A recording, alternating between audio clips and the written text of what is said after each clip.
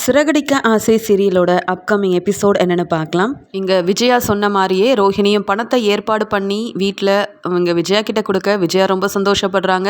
இங்கே மனோஜும் ரொம்ப கோவமாக அந்த பணத்தை அண்ணாமலை கிட்ட கொடுத்து, இனி அம்மாவை பற்றி இந்த மீனாவும் முத்துவும் எதுவுமே பேசக்கூடாது, நீங்கள் கேட்ட மாதிரியே பணத்தை கொடுத்தாச்சு அப்படின்ற மாதிரி சொல்லிடுறாங்க.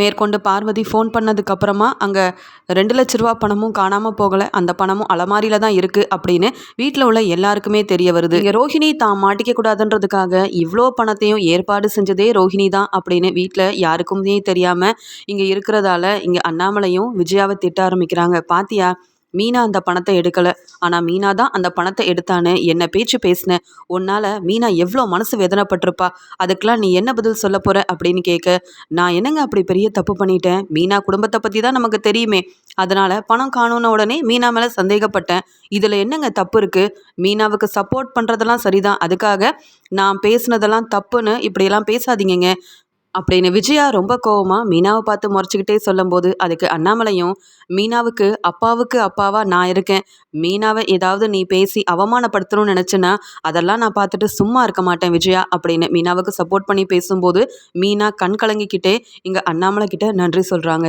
இங்கே ரோஹிணி இதெல்லாம் பார்க்கும்போது ஒரு வழியாக பிரச்சனை நம்ம பக்கம் வரதா இருந்தது, பணத்தை ஏற்பாடு பண்ணி கொடுத்ததால இந்த பிரச்சனைக்கு ஒரு முற்றுப்புள்ளி வச்சாச்சு, இனி நமக்கு எந்த பிரச்சனையுமே வராது அப்படின்னு ரொம்ப சந்தோஷத்தில் இருக்காங்க.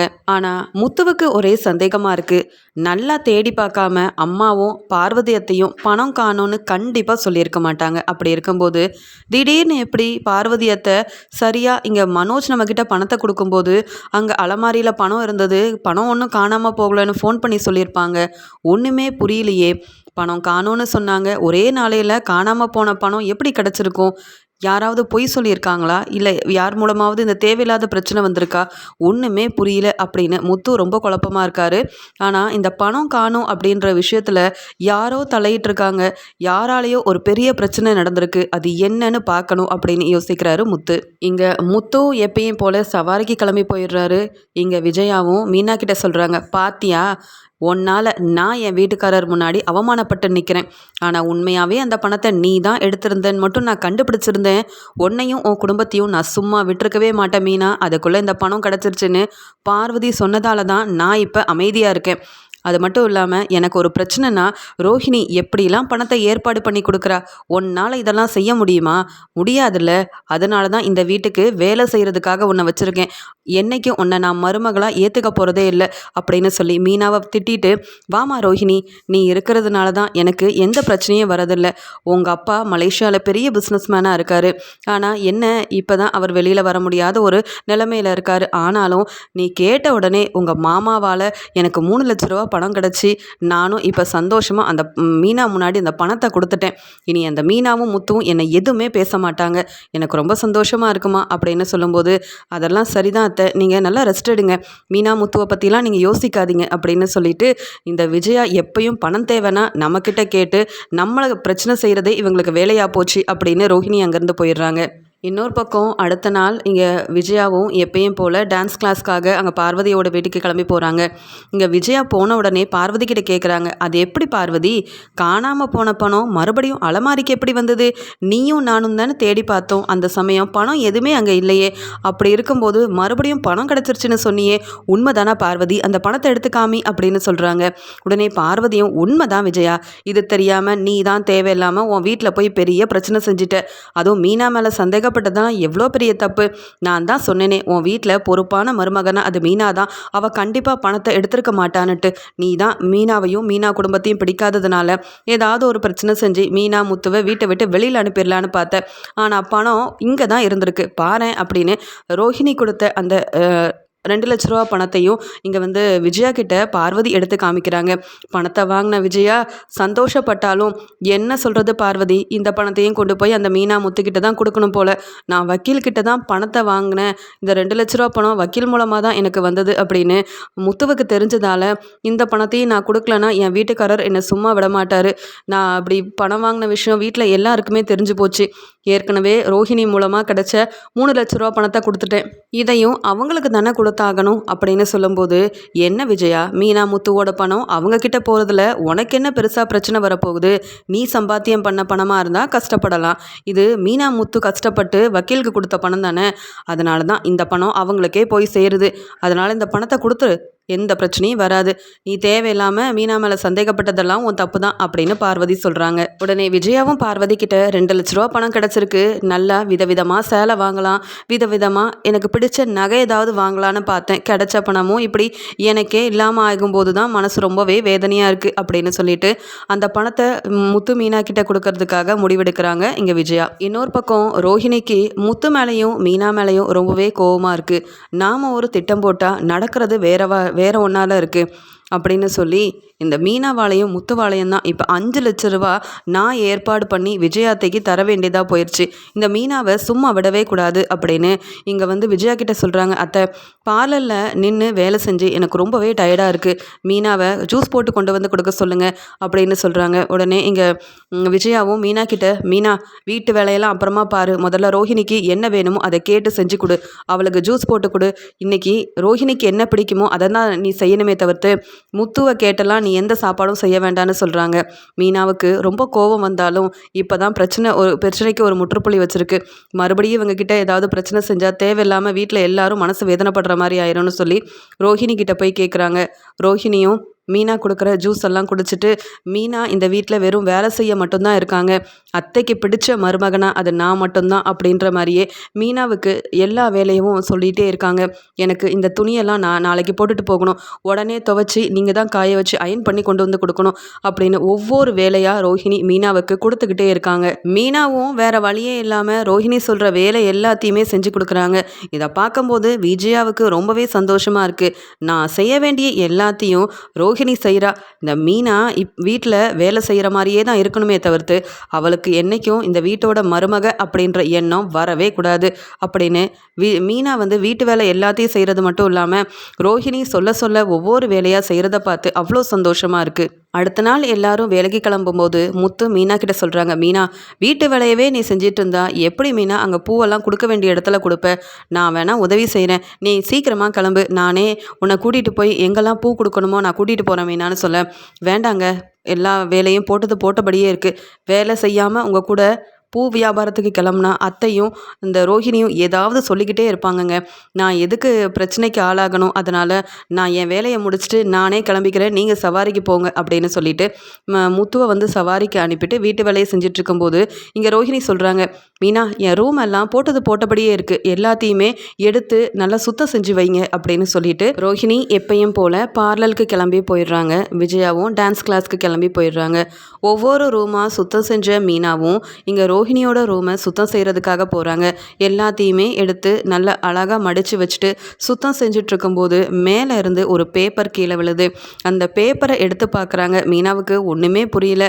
அதை எடுத்து ஓரமாக வச்சுட்டு எல்லாமே சுத்தம் செஞ்சுட்டு இருக்கும்போது இங்கே பேக்கில் இருந்து நிறையா பேப்பர் வந்து அங்கே இங்கேன்னு இருக்குது. எல்லாத்தையுமே எடுத்து மீனா பார்க்க ஆரம்பிக்கிறாங்க. அப்போ தான் அந்த பேப்பரை ஒவ்வொன்றா மீனா படித்ததுக்கப்புறமா தான் தெரிய வருது, அது வேறு ஒன்றும் இல்லை, கிறிஷை வந்து ஸ்கூலில் சேர்க்குறதுக்கு அந்த ஸ்கூலோட ஃபார்மாக இருக்கட்டும், கிறிஷோக்கு தேவையான எல்லா அந்த டாக்குமெண்ட்ஸுன்னு எல்லாமே அதில் இருக்குது.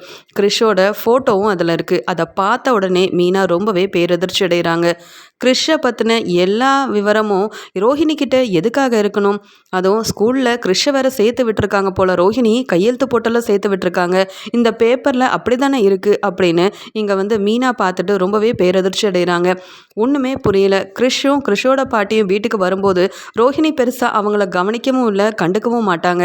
ஆனால் இப்போ என்னடானா இந்த கிறிஷை பற்றின எல்லாமே இருக்கே அப்படின்னு சொல்லி ஒவ்வொன்றா அந்த ஃபார்மில் இருக்க அந்த பேப்பரில் இருக்க எல்லாத்தையுமே பார்க்கும்போது தான் அம்மான்ற இடத்துல இங்கே ரோஹிணியோட பேரை போட்டிருக்கு. அப்போ தான் தெரிய வருது, ஒருவேளை கிறிஷோட அம்மா இந்த ரோஹிணி தானா? இந்த உண்மையை மறைச்சிருக்காங்களா? இவங்க ரூமுக்கே என்னை வரக்கூடாதுன்னு இத்தனை நாள் திட்டிகிட்டு இருந்தாங்க ரோஹிணி.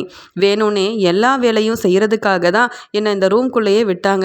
இப்போ தானே தெரியுது இந்த ரோஹிணி என்னெல்லாம் பொய் சொல்லி குடும்பத்தை ஏமாத்தியிருக்காங்கன்னுட்டு அப்படின்னு அந்த பேப்பர் எல்லாத்தையுமே பார்த்துட்டு இதை கண்டிப்பாக முத்துக்கிட்ட காமிக்கணும்.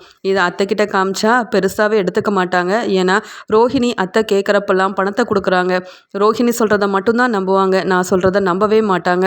இதை முதல்ல என் வீட்டுக்காரர்கிட்ட காமிக்கணும், அப்புறமா இங்கே வந்து ரவிக்கிட்டையும் காமிச்சு என்ன ஏதுன்னு உண்மையை முதல்ல கண்டுபிடிக்கணும் அப்படின்னு நினைக்கிறாங்க மீனா. மீனா ரோஹிணியோட ரூம் எல்லாத்தையுமே சுத்தம் செஞ்சுட்டு கையில் ஆதாரத்தெல்லாம் எடுத்துக்கிட்டு வெளியில் வந்த மீனாவும் வீட்டு வேலையெல்லாம் முடிச்சுட்டு அந்த ஆதாரத்தையும் எடுத்துக்கிட்டு பூ வியாபாரத்துக்காக கிளம்புறாங்க.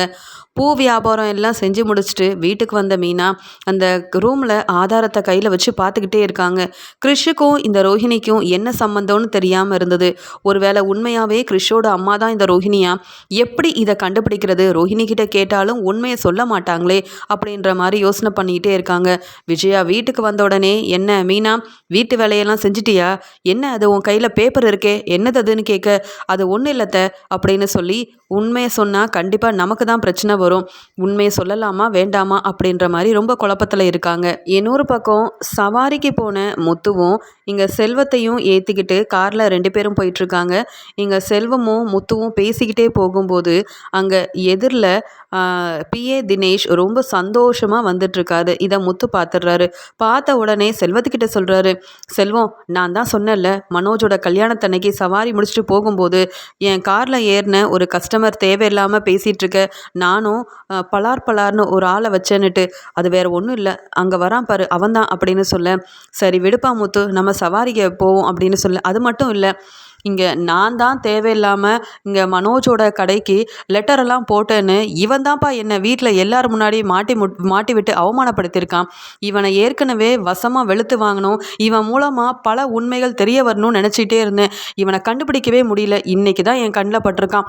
நீ வேணா காரில் இருக்க கஸ்டமர்கிட்ட கொஞ்சம் பேச்சு கொடுத்துட்ரு, அவனை வெளுத்து வாங்கி என்ன ஏதுன்னு நான் உண்மையை கண்டுபிடிக்கணும்னு சொல்ல, வேண்டாப்பா முத்து நம்ம காரில் வர கஸ்டமர் இருக்காங்க, நீ இப்படி போய் ஏதாவது பிரச்சனை செஞ்சா அவங்க நம்மளை பற்றி என்ன நினைப்பாங்க?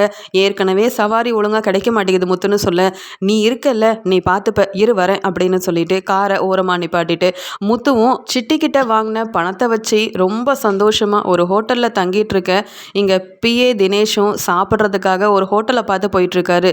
முத்து அங்கே பிஏ தினேஷை பார்த்துட்டு பிஏ தினேஷை வசமாக வெளுத்து வாங்குறாரு. முத்துவை பார்த்த பிஏ தினேஷ் ரொம்பவே பேரதிர்ச்சி அடைகிறது மட்டும் இல்லாமல், முத்து நீங்களா அப்படின்னு கேட்க, என் பேர் வேற உனக்கு தெரியுதா? அதனால தான் என் அண்ணன்கிட்ட நான் தான் வந்து அந்த லெட்டரெல்லாம் அவன் கடைக்கு அனுப்புனேன்னு பொய் சொல்லி ஏமாற்றி எங்கள் வீட்டில் அவ்வளோ பெரிய பிரச்சனையை வர வச்சியா அப்படின்னு சொல்லி வெளுத்து வாங்குறாரு. உடனே இங்கே பிஏ தினேஷ் சொல்கிறாரு, நீ என்னை இப்படி வெளுத்து வாங்கினாலோ என்னால் உனக்கு எந்த ஒரு பிரயோஜனமும் இல்லை, உன் குடும்பத்தில் உள்ள எல்லாரை பற்றின உண்மையும் உனக்கு தெரியும், ஆனால் அந்த வீட்டில் இருக்க கல்யாணியை பற்றின உண்மை உனக்கு தெரியுமா அப்படின்னு கேட்க, கல்யாணியா அது யாரு? என் வீட்டில் அப்படி யாருமே இல்லை, மறுபடியும் பொய் சொல்லி என்னை ஏமாத்தலான்னு பார்க்குறியா அப்படின்னு முத்து கேட்குறாரு. அதுக்குடனே பிஏ தினேஷும், வேண்டாம் முத்து எனக்கு ரொம்ப வந்து நீ என்னை ரொம்ப இந்த மாதிரி அவமானப்படுத்திக்கிட்டே இருக்க, நான் எதுக்காக உங்கள் அண்ணனுக்கு லெட்டர்லாம் போட்டேன் அப்படின்னு உனக்கு தெரியுமா? நீங்கள் எல்லாரும் கல்யாணியை ரோஹிணி நம்பிட்டு இருக்கீங்க, அந்த ரோஹிணியால் தான் உங்கள் குடும்பத்துக்கு பிரச்சனையே வரப்போகுது அப்படின்னு பேச ஆரம்பிக்கிறாரு பிஏ தினேஷ். உடனே முத்துவும், என்ன சொல்கிற, அந்த ரோஹிணி தான் கல்யாணியா? அவளை பற்றின உண்மை உனக்கு எப்படி தெரியும் அப்படின்னு சொல்லி கேட்குறாரு முத்து. உங்கள் அண்ணனுக்கு கல்யாணம் ஆகும்போதே அந்த கல்யாணத்தை நிப்பாட்டுறதுக்காக தான் உன் காரில் ஏறி வந்தேன். அந்த ரோஹிணியை பற்றின உண்மையை சொன்னால் கண்டிப்பாக ரோஹிணியோட உங்கள் அண்ணனுக்கு கல்யாணம் நடக்காதுன்றதுக்காக தான் வந்தேன். நீ என்னடானா என் மேலே கோவப்பட்டு வெளுத்து வாங்க உன்கிட்டேருந்து எப்படியாவது போயிடணும்னு சொல்லி தான் நான் அப்புறம் ஹாஸ்பிட்டல் வரைக்கும் போக வேண்டியதாக போயிடுச்சு. இப்போயாவது பொறுமையாக கேளு, என்னை நீ வெளுத்து வாங்கினா உனக்கு எந்த பிரயோஜனமும் இல்லை. அது மட்டும் இல்லாமல் ரோஹிணியை பற்றின உண்மை உனக்கு தெரியாமல் போக நிறைய வாய்ப்பு இருக்குது, இப்போயாவது புரிஞ்சுக்கோ அப்படின்னு சொல்ல, அதுக்கு முத்துவும், நீ பொய் சொல்லி ஏமாத்தலை, உண்மையாகவே அந்த ரோஹிணி யாருன்னு உனக்கு உண்மை தெரியுமா அப்படின்னு கேட்குறாரு.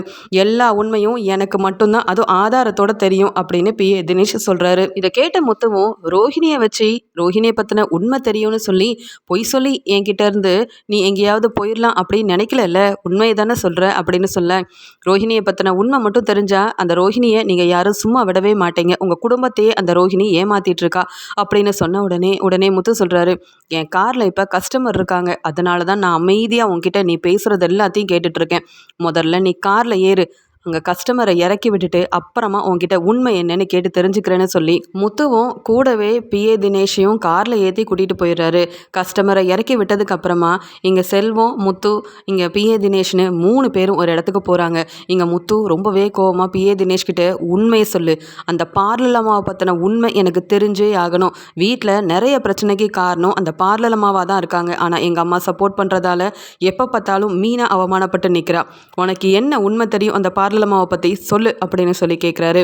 அப்போ தான் இங்கே வந்து பிஏ தினேஷ் சொல்கிறாரு, ஏற்கனவே கல்யாணமான ரோஹிணிக்கு உங்கள் அம்மா அந்த ரோஹிணி பணக்காரின்றதுக்காக தானே உங்கள் அண்ணனுக்கே கல்யாணம் பண்ணி வச்சுருக்காங்கன்னு சொல்ல, இதை கேட்டு செல்வம் என்ன சொல்கிற, அந்த பார்லர் அம்மாவுக்கு ஏற்கனவே கல்யாணம் ஆயிடுச்சா, இதை எப்படி நாங்கள் நம்புறது அப்படின்னு சொல்ல, நீங்கள் நம்ப மாட்டீங்க ஆனால் ஆதாரம் என்கிட்ட இருக்கே அப்படின்னு சொல்லி இங்கே ரோஹிணி கிறிஷோட அம்மானு ஒன்றா இருக்கிற ஃபோட்டோ எல்லாத்தையும் காமிக்கிறாங்க. ரோஹிணிக்கு ஏற்கனவே கல்யாண ஃபோட்டோவையும் காமிக்கிறாரு பிஏ தினேஷ். இதை ஆதாரத்தெல்லாம் பார்த்த செல்வம், என்னப்பா முத்து, உங்கள் அம்மா இப்படி பணம் தான் முக்கியம்னு சொல்லி மனோஜுக்கு இப்படி ஒரு கல்யாணத்தை செஞ்சு வச்சுருக்காங்களே, இந்த உண்மையெல்லாம் உங்கள் அம்மாவுக்கு தெரியுமா தெரியாதா அப்படின்னு கேட்குறாரு செல்வம்.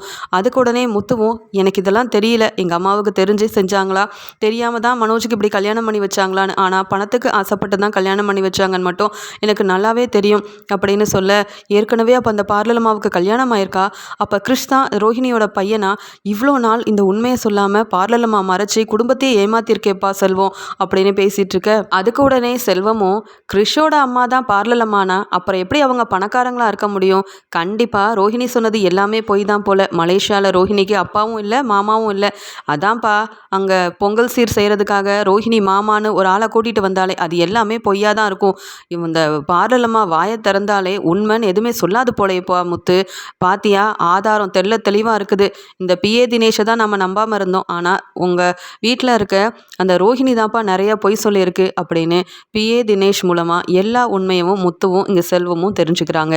உடனே பிஏ தினேஷ், முத்து நான் சொன்ன மாதிரியே எல்லா உண்மையும் உங்ககிட்ட சொல்லிட்டேன், நான் கிளம்புறேன், எனக்கு நிறைய வேலை இருக்குது அப்படின்னு சொல்லிட்டு கிளம்புறாரு. அதுக்கூடனே முத்துவும், ஆமாம் உங்ககிட்ட இப்போ நிறைய பணம் இருக்குது போலையே, அதனால தான் நல்லா இருக்கீங்க போல் அப்படின்னு சொல்ல, அதுக்கு இங்கே வந்து பிஏ தினேஷ் சிரிச்சுக்கிட்டே, இந்த பணமும் நான் சம்பாதிச்ச பணம் இல்லை, உங்கள் வீட்டில் இருக்க ரோஹிணி இந்த உண்மையெல்லாம் வெளியில் வரக்கூடாதுன்றதுக்காக சிட்டிக்கிட்ட கொடுத்த பணம், அதில் பாதி பணம் இப்போ என்கிட்ட இருக்குது, நான் இப்போ சந்தோஷமாக இருக்கேன், இந்த உண்மையெல்லாம் வெளியில் வரக்கூடாதுன்னு உங்கள் வீட்டில் இருக்க ரோஹிணி எவ்வளோ பணம் எனக்கு கொடுத்துருக்கா, ஆனால் இப்போ என்னடானா என்னை ஏமாத்திடலான்னு பார்க்குறா, அதனால தான் நீங்கள் வேற என்னை பார்த்துட்டீங்க, வேறு வழி இல்லாமல் உண்மையை சொல்ல வேண்டியதாயிருச்சு, நான் கிளம்புற முத்துன்னு சொல்ல, அதே எப்படி நீங்கள் கிளம்ப முடியும், வீட்டுக்கு வந்து இந்த உண்மையை எல்லார் முன்னாடியும் நீங்கள் சொல்லணும், இவ்வளோ பொய் சொல்லி ஏமாத்தின அந்த ரோஹிணியை அப்படியே சும்மா விட்டா எப்படி, நான் பொய் சொன்னால் கண்டிப்பாக எங்கள் அம்மா நம்ப மாட்டாங்க, நான் பொய் சொல்கிறேன் வேணும்னே ரோஹிணியை அவமானப்படுத்தவும் வீட்டை விட்டு வெளியில் அனுப்புறதுக்காகவும் தான் சொல்கிறேன்னு என்ன நம்பாமல் மறுபடியும் பிரச்சனை செய்ய ஆரம்பிச்சிருவாங்க, நீங்கள் வந்து இந்த உண்மையை சொல்லுங்கள், அப்புறம் நான் பார்த்துக்கிறேன் அந்த ரோஹிணியை அப்படின்னு சொல்லி பிஏ தினேஷை கையோட வீட்டுக்கு கூட்டிகிட்டு போயிடுறாரு முத்து. இன்னொரு பக்கம் ரோஹிணி ரூம்ல இருந்து எடுத்த அந்த கிறிஷை பற்றின எல்லா ஆதாரத்தையுமே கையில் வச்சிட்டு இருந்த மீனாவும் இங்கே ரவியும் ஸ்ருதியும் வீட்டுக்கு வந்த உடனே ஸ்ருதிக்கிட்ட மெதுவாக போய் காட்டுறாங்க. ஸ்ருதி இதெல்லாம் பாருங்களேன், அந்த கிறிஷை பற்றின எல்லா ஆதாரமும் இதில் இருக்குது, அப்போ ரோஹிணி தானே கிறிஷோட அம்மா அப்படின்னு சொல்ல, அது எல்லாத்தையுமே பார்த்துட்டு இங்கே உடனே ஸ்ருதியும், ஆமாம் நீங்கள் எங்கேருந்து இதெல்லாம் எடுத்தீங்க மீனா அப்படின்னு கேட்க, நான் இன்னைக்கு இந்த ரோஹிணியோட ரூமை சுத்தம் செய்யும் போது இந்த பேப்பர் எல்லாமே இருந்தது, இதை பார்த்து யார்கிட்ட சொல்கிறதுன்னு தெரியாமல் தான் திருன்னு முழிச்சிட்ருக்கேன் அப்படின்னு சொன்ன உடனே, மீனா நீங்கள் சரியான வேலை தான் செஞ்சுருக்கீங்க, ரோஹிணி யாருன்னு நாம் கண்டுபிடிச்சிட்டோம், ரோஹிணி அந்த கிறிஷோட அம்மா தான், அப்போ ரோஹிணிக்கு ஏற்கனவே கல்யாணம் ஆயிருக்கு, கிறிஷோட அம்மா தான் ரோஹிணி அப்படின்ற உண்மையை மறைச்சி எதுக்காக மனோஜை கல்யாணம் பண்ணாங்கன்னு தெரியல, இந்த அப்படியே விடக்கூடாது, கண்டிப்பாக வீட்டில் உள்ள எல்லார்கிட்டையும் சொல்லணும் மீனா அப்படின்னு சொல்கிறாங்க. உங்களை எத்தனை நாள் விஜயாத்தை ரோஹிணி முன்னாடி நிற்க வச்சு அவமானப்படுத்தியிருப்பாங்க, அப்போல்லாம் ரோஹிணி எவ்வளோ சந்தோஷமாக இருந்தாங்க, ரோஹிணியை பற்றின உண்மையும் தெரியணும், அப்போ தான் உங்கள் அருமை விஜயாத்தைக்கு புரியும் அப்படின்னு ஸ்ருதி சொல்கிறாங்க. பார்லர்ல இருந்து ரோஹிணி வந்த உடனே ரோஹிணி ரொம்ப டயர்டாக இருக்குது அப்படின்னு விஜயா கிட்ட சொல்ல, எப்பயும் போல் விஜயா இங்கே மீனா கிட்ட, மீனா என்ன ரோஹிணி வந்து எவ்வளோ நேரம் ஆகுது, காஃபியெல்லாம் கொண்டு வந்து கொடுக்க மாட்டியா அப்படின்னு சொல்லி திட்டிகிட்டு இருக்காங்க. அங்கே வந்த மீனாவும், நான் காஃபி கொடுக்கறதெல்லாம் இருக்கட்டும் அத்தை, ரோஹிணி உங்களுக்கு ஏற்கனவே கல்யாணம் ஆயிடுச்சா அப்படின்னு மீனா கேள்வி கேட்குறாங்க. மீனா இப்படி கேட்ட உடனே ரோஹிணிக்கு பதில் சொல்ல முடியாமல், என்ன மீனா உங்களுக்கு ஏதாவது பிரச்சனை வரக்கூடாதுன்றதுக்காக தேவையில்லாமல் என்ன இப்படி ஒரு கேள்வி கேட்குறீங்க, என்ன ஏன் இப்படி கேட்டீங்க அப்படின்னு ஒன்றுமே தெரியாத மாதிரி ரோஹிணி பேச, அதுக்கு உடனே விஜயாவும், மீனா என்ன நீ ரோஹிணியை பார்த்து ஏற்கனவே கல்யாணம் ஆயிடுச்சான்னு சொல்கிற, ரோஹிணி ஏன் மருமக, அவள் எந்த உண்மையும் என்கிட்ட மறைச்சிருக்கவே மாட்டா அப்படின்னு சொல்ல, போதும் த நீங்கள் ரோஹிணி மேலே வச்ச நம்பிக்கை எல்லாமே ஒன்றும் இல்லாமல் ஆக்கிட்டாங்க. எனக்கு நல்லா தெரியும், கிறிஷ் தான் ரோஹிணியோட பையன். ரோஹிணிக்கு ஏற்கனவே கல்யாணம் ஆயிருக்கு. உண்மையை மறைச்சு தான் உங்கள் பையன் மனோஜை கல்யாணம் பண்ணியிருக்காங்க. சொல்லப்போனால் உங்கள் மருமக ரோஹிணி பணக்காரி கூட கிடையாது அப்படின்னு சொல்லும்போது மீனாவை பார்த்து ரொம்பவே கோவமாக விஜயா திட்ட ஆரம்பிக்கிறாங்க. என்ன மீனா வாய்க்கு வந்தபடியெல்லாம் பேசி என்னையும் ரோஹிணியவும் பிரிக்கலான்னு பார்க்குறியா?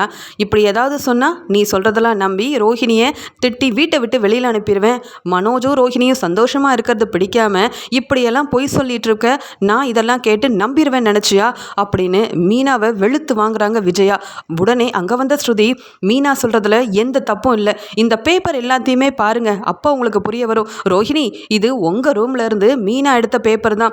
கிறிஷுக்கு புதுசாக ஸ்கூலெல்லாம் பார்த்துருக்கீங்க போல, கிறிஷோட அம்மா நீங்கள் தானு இதை வச்சே நாங்கள் தெளிவாக புரிஞ்சுக்கிட்டோம். அது மட்டும் இல்லை, ஏற்கனவே கல்யாணமான நீங்கள் இத்தனை நாள் பொய் சொல்லி ஏமாத்தினதே போதும் அப்படின்னு சொல்ல, அந்த பேப்பரெல்லாம் வாங்கி பார்த்த விஜயா ரோஹிணின்னு அவங்களுக்கு புரிய வருது. இப்போ மீனா சொன்னதெல்லாம் உண்மைதான். ரோஹிணி திருன்னு முழிக்கிறாங்க. இதை மீனா வேற பார்த்துட்டாளா? நான் மறைச்சில் வச்சுருந்தேன், இந்த ரூமை சுத்தம் செய்ய சொன்னது பெரிய தப்பாக போச்சு, மீனா என்னை பற்றின உண்மையை கண்டுபிடிச்சிட்டாலே அப்படின்னு பதில் பேசாமல் நிற்கிறாங்க ரோஹிணி. இன்னொரு பக்கம் முத்துவும் தினேஷை கூட்டிகிட்டு வீட்டுக்கு வராரு.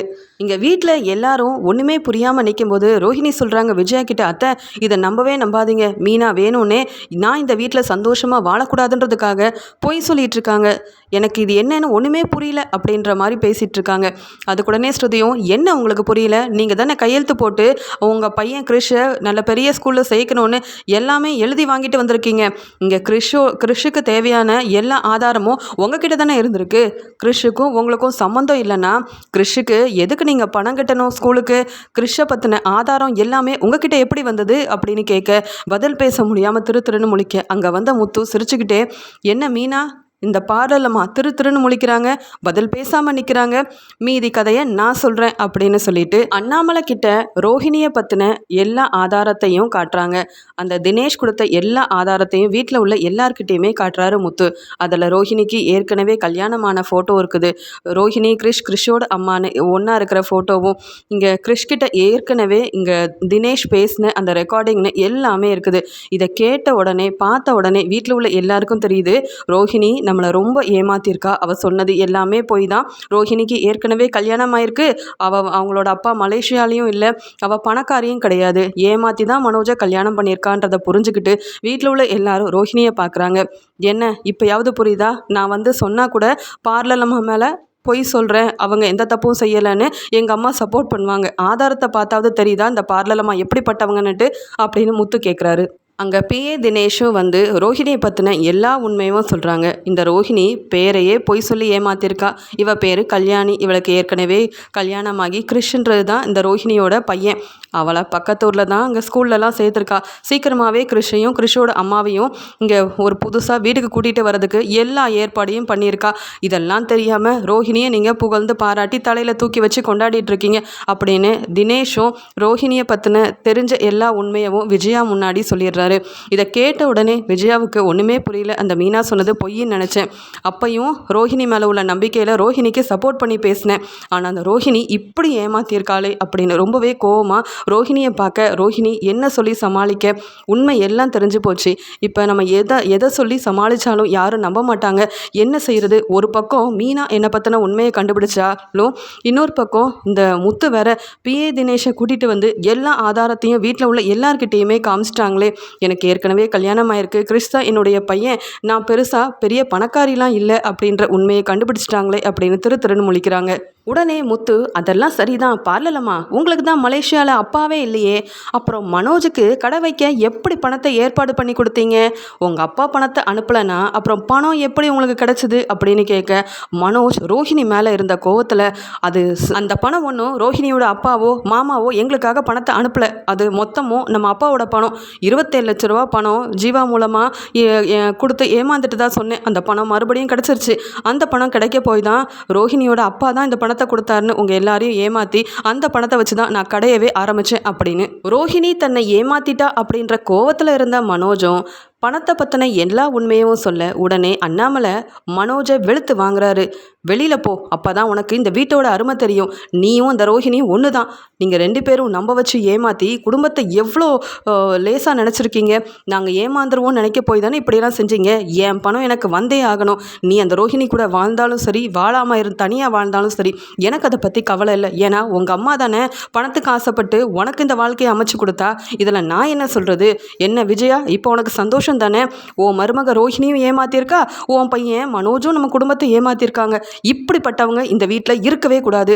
முதல்ல பொய் சொல்லி ஏமாத்தின 2 பேர் மேலேயும் கம்ப்ளைண்ட் கொடுக்கணும். இவங்கெல்லாம் இந்த வீட்டில் இருக்க தகுதியே இல்லாதவங்க அப்படின்னு சொல்லி வெளுத்து வாங்கிட்டு இருக்காரு அண்ணாமலை. உடனே முத்துவும், மனோஜ், இத்தனை நாள் நீ அப்பாவை ஏமாத்திட்டால பணத்தை வாங்கிட்டு, அதில் எங்களுக்கும் பங்கு இருக்குது.